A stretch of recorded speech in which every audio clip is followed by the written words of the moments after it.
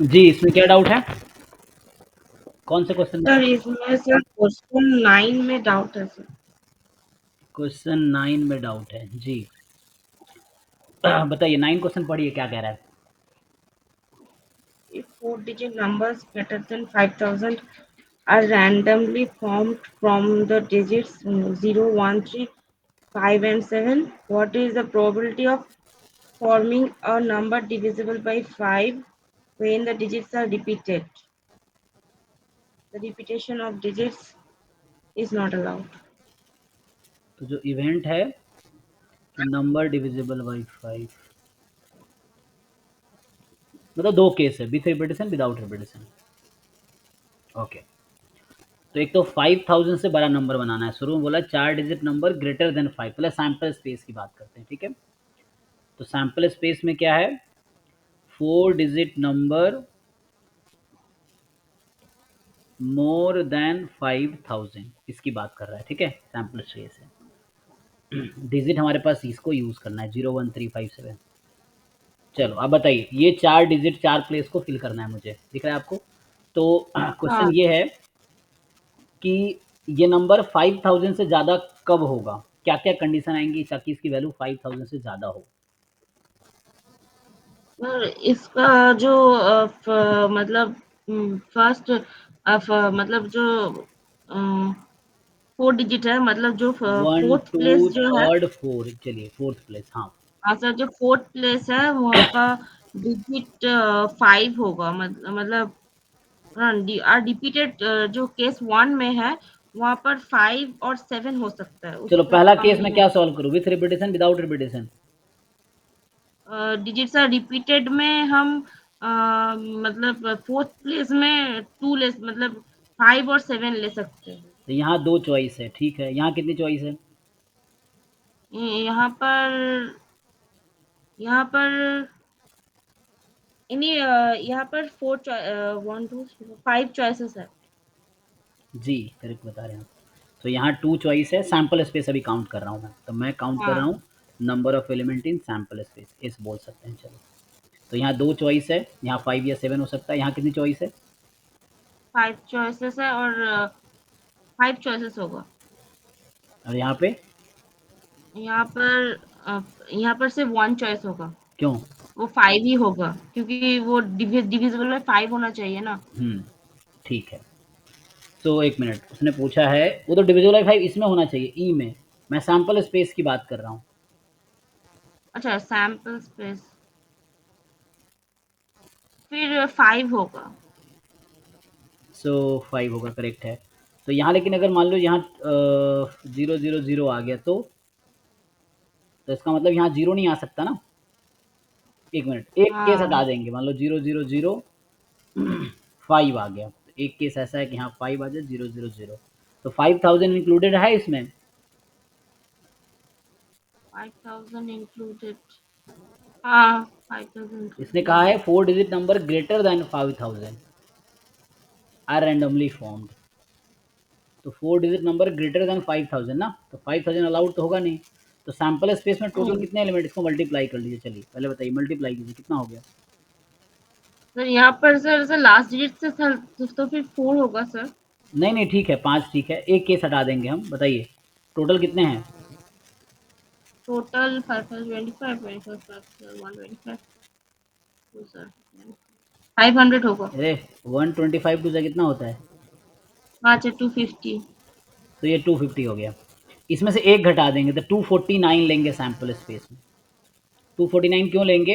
क्योंकि एक नंबर यहाँ पे ऐसा हो सकता है कि यहाँ आप 5 पुट करो और यहाँ 000 हो जाए। मतलब अपने का 5 चॉइस है ना, 00, एक नंबर 5000 भी इसमें इंक्लूडेड है। So 5000 is not our favourable case. तो टोटल 249 नंबर्स हैं सैंपल स्पेस में, ठीक है। हो सकता है इस बुक में ऐसा भी है कि 5000 इंक्लूड कर रखा हो, चलो बाद में मैच कर लेंगे आंसर। तो हो सकता है सैंपल स्पेस 250 सही है ना। इसने हालांकि कहा है 4 डिजिट नंबर ग्रेटर देन 5000। तो विथ रेपिटेशन है ना, विथ रेपिटेशन में तो यहाँ आपने चूंकि, एक मिनट ये भी बताओ मुझे, यहाँ पे पहले तो ये बताओ मुझे कि आपने इसमें क्या कैलकुलेट किया है, ग्रेटर देन 5000 ना। ठीक है, चलिए 249। हाँ ओके, अब मुझे number of element in event E चाहिए। इवेंट ई में नंबर ऑफ एलिमेंट ढूंढना है, अब बताइए। सर, अब एलिमेंट ई में नंबर होगा 2 × 5 × 5 × 2 होगा। तो यहाँ कितनी चॉइसेस हैं? तो यहाँ पर 2 चॉइसेस होगा, 0 हो सकता है या 5 हो सकता है डिविजिबल होने के। और यहाँ पे 5 या यहाँ 7? पर 5 और 7 हो सकता है। यहाँ कितनी चॉइस है? यहाँ पर 5 × 5। हाँ, 5 तो और टोटल 5, कितना आ गया? 10 250। ठीक से मल्टीप्लाई कर। नहीं नहीं नहीं, हाँ 2 25 25 4 so 100। सो 100 है, लेकिन फिर से यहाँ पे मैं 5000 को इंक्लूड नहीं करूँगा। हो सकता है ना यहाँ 5 हो, 000 आ जाए, एक केस ये भी तो है। तो इसको इंक्लूड नहीं करना है क्योंकि यहाँ 5 के 5 चॉइस लिया आपने, तो यहाँ टोटल 99 लेते हैं। तो प्रोबेबिलिटी ऑफ ई आ जाएगा 99/249। तो ये आपके विथ रेपिटेशन वाले केस में इसका आंसर आया। क्या आंसर दे रखा है पीछे? आंसर आंसर नहीं लिखा। ठीक है, अभी दूसरा करते हैं, रुकिए, सुनाई दीजिए। अब आइए विदाउट रेपिटेशन में। विदाउट रेपिटेशन में सैंपल स्पेस में कितना एलिमेंट होगा? विदाउट रेपिटेशन है अब। तो बताइए यहाँ कितने चॉइस है? 5000 ज़्यादा होना चाहिए। विदाउट रिपीटेशन में सैंपल स्पेस होगा। यहाँ कितनी चॉइस है? 5 या 7 आएगा यहाँ या पर 3? 5 और 7 मतलब 2 चॉइसेस है। यहाँ पे यहाँ पर 3 चॉइसेस होगा। क्यों? तो क्योंकि not repetition, repetition is not allowed बोल रहा है, तो अरे 2 चॉइस वहां पर होगा तो जो मैडम समझिए फिर से ठीक। नहीं, एक कम होगा, 4 होगा। दो में से एक ही यहाँ पुट करेंगे, दोनों थोड़ी पुट करेंगे, तो एक ही तो यूज़ होगा। तो यहाँ हाँ, तो फिर 4 पॉइंट, 4 होगा। यहाँ कितने हैं? 3 होगा। यहाँ कितने हैं? यहाँ पर 2 चॉइसेस हो सकते हैं। क्योंकि हम सैंपल स्पेस 1 काउंट चॉइस करें। होगा। 4 डिजिट नंबर मोर देन 5000। सोच के बताओ कितना होगा? 5 मेरे पास है ना। मोर देन 5 तो हाँ, तो मोर देन 5000 रिपीटेशन है, अलाउड थोड़ी है। तो रिपीटेशन अलाउड नहीं है, तो कभी 000 थोड़ी आ सकता है यहाँ पे। रिपीट थोड़ी करना है यहाँ पे 000। वहाँ तो रिपीटेशन अलाउड था, तो एक केस हो सकता था। टोटल 5 नंबर है मेरे पास, एक यहाँ यूज़ हो गया, 4 बचे, 4 में से कोई भी एक यहाँ लास्ट में तो 5 भी हो सकता है ना। लास्ट में 5 और 0 होगा ना। क्यों 5 और 0 होगा? मैं सैंपल स्पेस कैलकुलेट कर रहा हूँ। सैंपल अच्छा स्पेस क्या ठीक है? है। अच्छा हाँ, सैंपल स्पेस। ठीक है ठीक। कितना हो गया ये? 4 3 12 48। और बताइए इवेंट में कितने एलिमेंट होंगे? अब इवेंट देख रहे हैं, नंबर डिविजिबल बाई 5। तो इसमें से सैंपल स्पेस से वो एलिमेंट देखेंगे जो डिविजिबल बाई 5 हो। अब बताओ मुझे आप।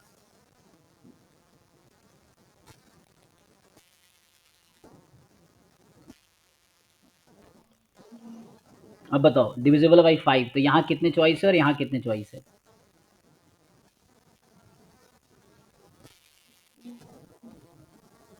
सर वो फोर्थ प्लेस में 2 चॉइस होगा और फर्स्ट प्लेस में 1 चॉइस होगा। कैसे?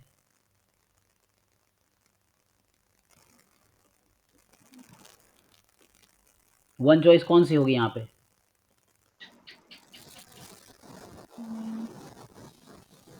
नंबर 5 से डिविजिबल होना चाहिए, तो क्या होगा? हाँ, तो नंबर 5 से डिविजिबल होने के लिए सर वो जो 1 प्लेस है वहां पर 0 और 1 होना जरूरी है।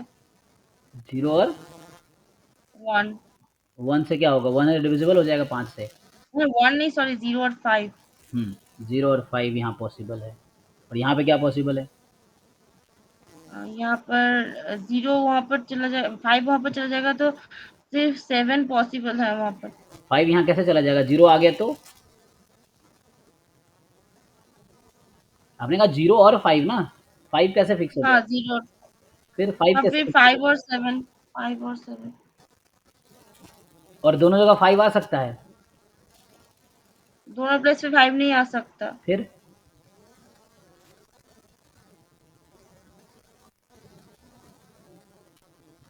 तो इसके लिए केसेस बनाने पड़ेंगे आपको, ठीक है। तो एक काम करो, पहले वो नंबर ढूंढ लो जो 5 से स्टार्ट हो रहा है, ठीक है। और दूसरा केस है वो नंबर जो 7 से स्टार्ट हो रहा है। अब बताओ, दोनों में अलग अलग काउंट कर लो, ऐड कर देना। फिर यहाँ 5 मैंने फिक्स कर दिया, यहाँ एक ही चॉइस है बस। अब यहाँ बताओ कितने चॉइस है यहाँ पे। अब 5 यहाँ फिक्स कर दिया तो यहाँ पे 0 ही आएगा, तो यहाँ भी एक ही चॉइस है, फिक्स हो गया। अब यहाँ कितने चॉइस है? सर यहाँ पर 5 1 1 3 चॉइसेस है। यहाँ 3 और यहाँ पे यहाँ पर 2 चॉइसेस। तो 5 से 2 यूज़ हो गए, 3 2, ठीक है। अब इसमें आ जाओ, यहाँ 7 फिक्स कर दिया, एक चॉइस है। तो यहाँ पे 0 हाँ, या 5 में से कोई भी एक आ सकता है। तो यहाँ 2 चॉइस है, तो क्योंकि यहाँ पर 5। 2 चॉइसेस हो जाएगा। जी, अब यहाँ कितनी चॉइस, यहाँ 1 कितनी चॉइस? 1 3 1 1 हो जाएगा। कैसे? सर वो तो मतलब 2 1 3 हो रहा है, फिर रिमेनिंग है 4 माइनस। टोटल कितने नंबर है मेरे पास? अच्छा अच्छा, नहीं नहीं, 1 1 2 हो रहा है, फिर 3 और 2 होगा। 5 नंबर, एक यहाँ यूज़ हो गया, एक यहाँ यूज़ हो जाएगा। 3 बचा, 2 बचा, मल्टीप्लाई करो इसको, कितना आया? हाँ, ठीक है, ठीक है। दिख रहा है ना क्या है? 48, हाँ हाँ हाँ, 48। 13222। तो इसका 1 हाँ, इंटू 3 इंटू 2 इंटू 2। 12, हाँ 12 हो रहा है। एक और यहाँ और एक, मल्टीप्लाई करो, हाँ तो 6 होगा। इन दोनों को ऐड करो। 6 18। 18, टोटल कितना था? 48। तो इसका इसमें 18 आ गया। तो प्रोबेबिलिटी ऑफ ई कितना हो गया? 18 अपॉन 48। 18 बाई 48। तो 3/8 आंसर। देखो पीछे एनसीईआरटी के पीछे आंसर भी रहता है, जो बुक आप देख रहे हो। तो बुक के पीछे एक साइज जो आप देखोगे, आंसर भी गिवन है।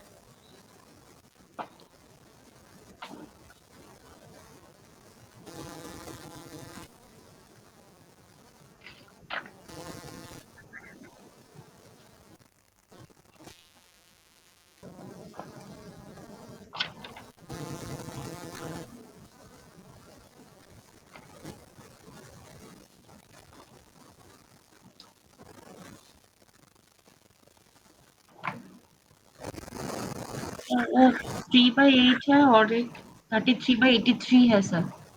हाँ, 33/83, हाँ वो हो जाएगा। 33 का 3 3 सर हो जाएगा। ठीक है, हाँ सही आंसर है।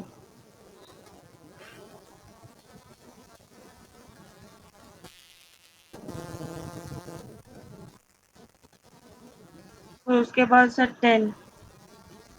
ठीक है। 10, हाँ।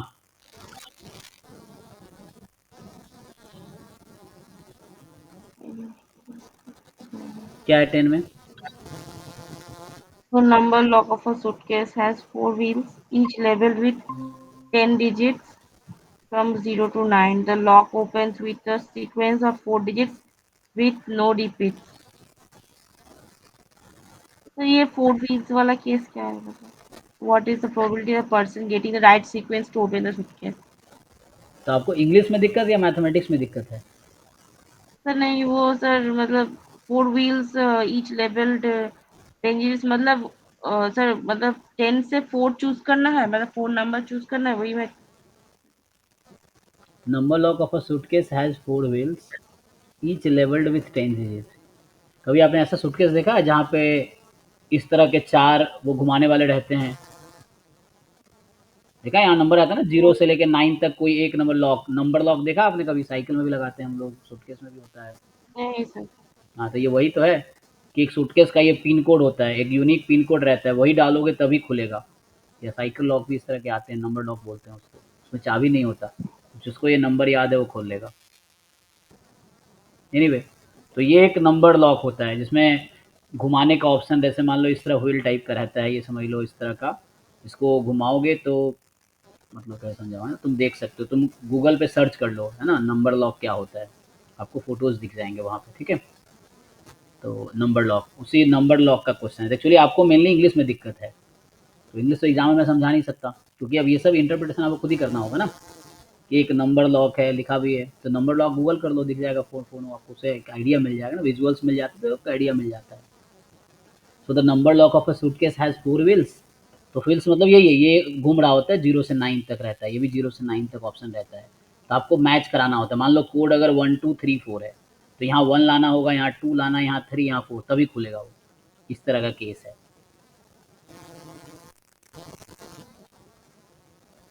तो पढ़िए अब क्या बोल रहा है कि एक नंबर लॉक है सुटेबल जिसके पास 4 व्हील्स है, ईच लेबल्ड विथ 10 डिजिट। अब 10 डिजिट कौन कौन से होते हैं? 10 डिजिट्स मतलब 0 to 9 दिया हुआ है। जी। अब the lock opens with a sequence of 4 digit with no repeat. अब रिपीटेशन अलाउड नहीं है, सो नो रिपीट लिखा हुआ है, रिपीट नहीं करना है। What is the probability that person getting the right sequence to open the suitcase? The lock opens with a sequence of 4 digit with no repeat. Actually कहने का मतलब एक ऐसा नंबर लॉक है जिसमें 4 डिजिट रिपीट नहीं होगा। तो पहले बताओ टोटल नंबर ऑफ कितने पॉसिबिलिटी है यहाँ पे, कितने नंबर सैंपल स्पेस में आप ये 0 से 9 को यूज़ करना है, 4 डिजिट के नंबर बनाने हैं, कितने नंबर्स बनेंगे? इसमें 10 into 9 into 8 into 7 बन सकते हैं। जी हाँ, 10 into 9 into 8 into 7 कितना होगा ये? 90 9 9 तो मल्टीप्लाई कर लो।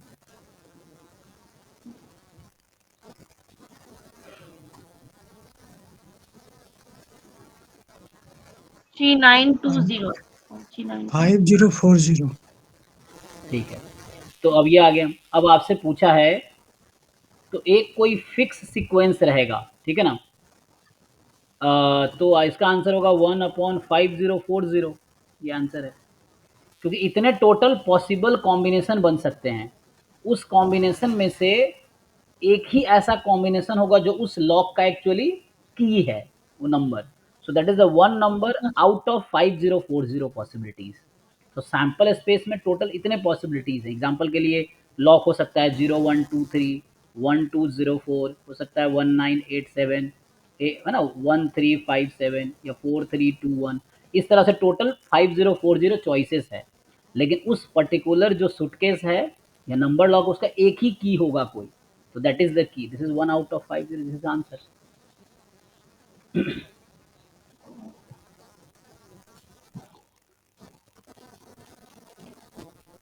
हो गया। हो गया, चलिए हाँ ठीक है। तो और किसी को डाउट तो पूछ सकते हो, मन आपको कुछ डाउट हो तो आप भी पूछ सकते हो, नहीं तो ठीक है, स्टॉप करेंगे। नहीं सर, मैं वही क्वेश्चन देखा तो आ गया। अच्छा ठीक है, तो आप सॉल्व कीजिए। आप लोग पहले बेसिक, अभी आप लोग बहुत अर्ली स्टार्ट किए तो ये अच्छी बात है। इसमें बस आपको बेसिक स्ट्रॉन्ग करने हैं। अभी 11 12 और IIT JEE के वो टॉपिक्स पढ़ो इनिशियली जो आपके जैम के सिलेबस के साथ कॉमन है। जैम सिलेबस वेबसाइट पे ऑलरेडी है, डाउनलोड करो, देखो कौन कौन सा टॉपिक जैम के सिलेबस में है। जो 11 12 का भी बुक खोल लो चाहो तो, JEE का PYQ खोल लो, उस चैप्टर मैच करो, कौन कौन सा चैप्टर या टॉपिक जो कॉमन है उसको पढ़ो। अभी बेसिक स्ट्रॉन्ग करो पहले उन टॉपिक जो जैम और 11 12 के साथ कॉमन जो टॉपिक, ठीक है। प्रोबेबिलिटी है जैसे कंटिन्यूटी, डिफरेंशियलिटी, लिमिट्स, फंक्शंस, है ना, ये सब है। और आगे डिफरेंशिएशन, इंटीग्रेशन, एप्लीकेशन और डेरिवेटिव, एरिया, ये सब कॉमन है 11 12 में भी है, वहाँ भी है। इसको रिवाइज करो और डाउट है तो आप पूछो, ठीक है। अगर नहीं है तो स्टॉप करते हैं, थैंक यू। सर जेई का क्वेश्चन क्या सॉल्व करो जो नहीं नहीं, आप जैम में मत है। करो, आप पहले 11 12 करो, ठीक है। पहले आप 11 12 सॉल्व करो, अचानक जंप मत मारो। ये उनके लिए है जब आपको लगने लगे 11 12 बहुत इजी है, then you go to JEE and आगे अवेलेबल। पहले आप 11 12 ठीक से कर दो, है ना। 11 12 के जो क्वेश्चंस हैं, अगर आप 11 12 के क्वेश्चन जब आपको आसान लगने लगेंगे तब आप JEE पे जा सकते हो, वरना जरूरत नहीं है, सीधा आप जैम गेट पे भी जा सकते हो। बट एक बार रिवाइज करो, पहले आपके बेसिक कंसेप्ट आपको स्ट्रॉन्ग करने की जरूरत है, ठीक है ना। तो उस पर आप पहले वर्क कीजिए। तो एक बार पहले NCERT पढ़ो, एग्जाम्पल करो, एक्सरसाइज खुद से ट्राई करो, एंड देन आप जो डाउट है पूछो। पहले 11 to NCERT पहले आप वर्क करो इनिशियली, धीरे धीरे लेवल बढ़ाओ, अचानक मत पहुंच जाना वहाँ पे फिर वापस आ रहे हो, ठीक है ना। पिछले साल जैसे मैंने कराए हैं आपने देखा है, तो उसी ऑर्डर में इस बार भी चलेगा। तो बाद में आप जब एंड में डाउट पूछ रहे होगे नवंबर दिसंबर जनवरी फरवरी में, तब मुझे ये नहीं बोलना पड़ेगा कि आपको बेसिक नहीं आता। और आप भी कम से कम इतना प्रिपेयर कर लो कि आपको ये ना सुनना पड़े कि आपको बेसिक नहीं पता है। इसलिए अभी बेसिक पे काम करो, एडवांस में खुद पढ़ाऊंगा और आप भी पढ़ना बाद में, ठीक है ना। धीरे धीरे लेवल इंक्रीज करो, ये नहीं कि पहले 100 पे जा रहे हैं फिर 0 पे आ रहे हैं, फिर 100 पे जा रहा है, 0 पे आ रहा है। ऐसा मत करो आप। तो you start with basics and just increase your level gradually, ठीक है? ठीक है। जी, चलिए, thank you, good night. Thank you.